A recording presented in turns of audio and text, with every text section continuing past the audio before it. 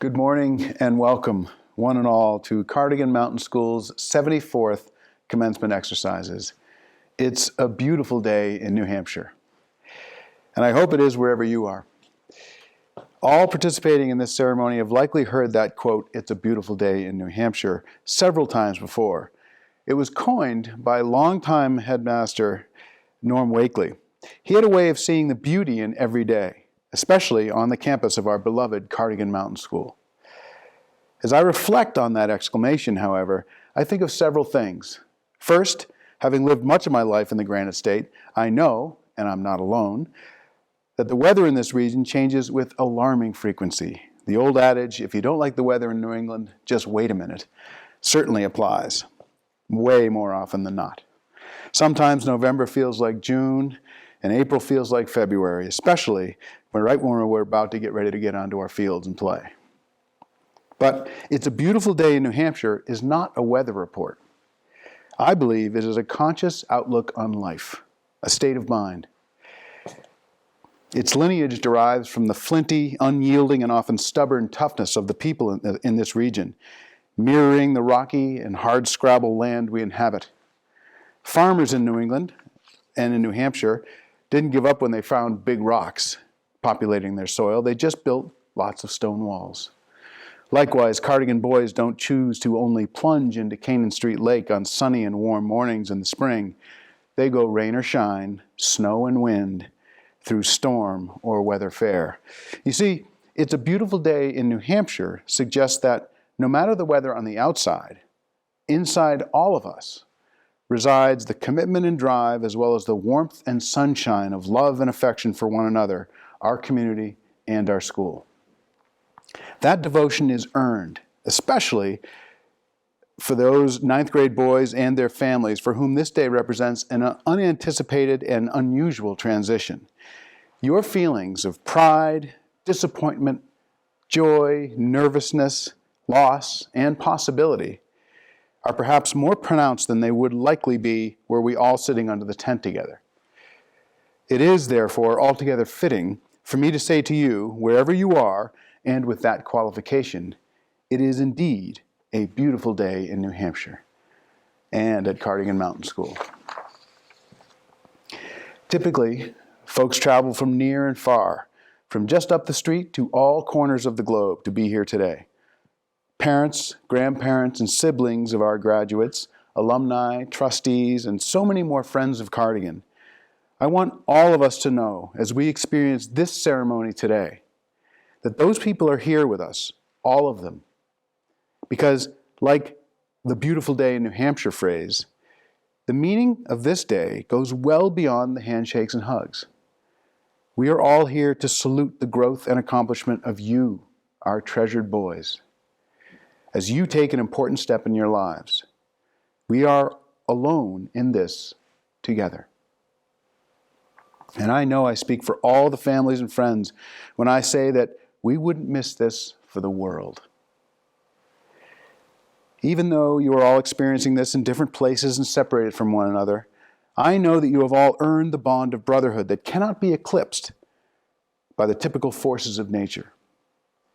This supernatural connection is what binds you in ways that you can't quite explain, and it will keep you and pull you together in the future like a magnet. My advice, gentlemen, don't try to resist it. Not everyone in this world has the privilege of such a community. Don't ever take it for granted.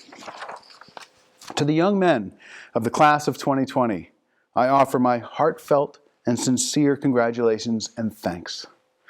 This has been an extraordinary year by any measure, and Cardigan has been led by you throughout.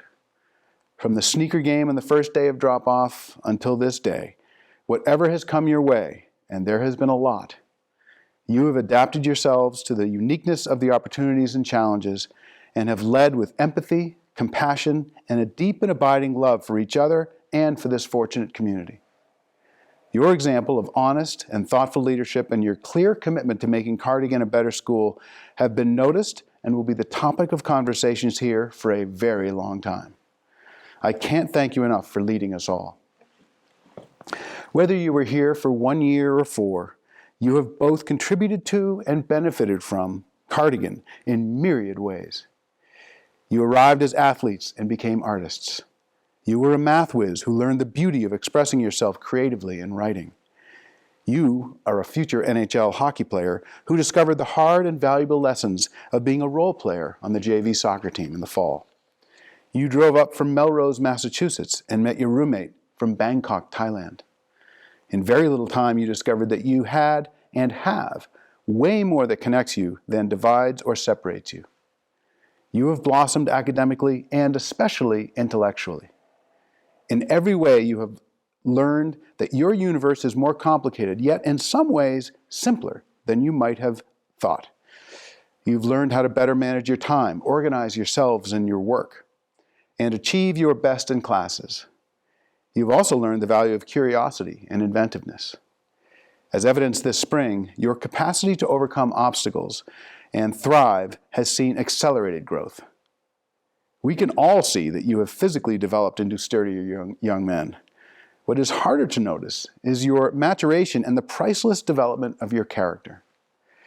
Like the pants that begin to reveal more ankle or the dress shirt that won't button up at the top anymore, we have witnessed the subtle but powerful expansion of your inner growth as well. Ultimately, you will leave Cardigan, I hope, with more questions than answers, but with a toolbox bursting with all that you need to take on any project that comes your way in the future. In any year or set of circumstances, there is no one way to grow and succeed at Cardigan, but this year is far from any year. Boys, your parents and teachers may have told you this in the last couple of months, but you, all of us actually, are living through one of the most extraordinary times in human history. This health, social, and economic crisis is affecting every person on this planet, every community, every government, and economic system. Like the falling rain, it does not care who or what it lands on. And that has left many of us paralyzed with the sense that we are not in control and cannot predict our futures the way we once thought we could. But if we at Cardigan have learned anything together, it is that every challenge must be viewed and embraced as an opportunity. You, gentlemen, you are the generation who will sort out what the opportunities will be and where this path leads. In the big picture, we adults will follow your lead. What I and everyone in virtual attendance knows is that lead you will, lead you must. Perhaps sooner than you had planned. I'm optimistic that you will lead with empathy and a defined and calculated risk, boldness, inclusivity, and, I hope, humility. I know this because these are all traits and characteristics that you have learned and demonstrated during your time here on the Point.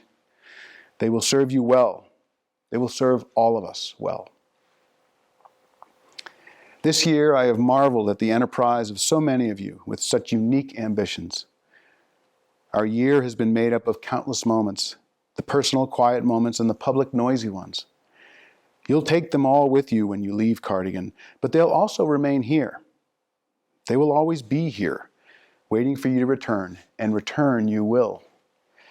Boys, when your name is called and you cross this virtual stage and become Cardigan alumni on this beautiful day in New Hampshire, you will be joining a brotherhood that has been growing for 74 years.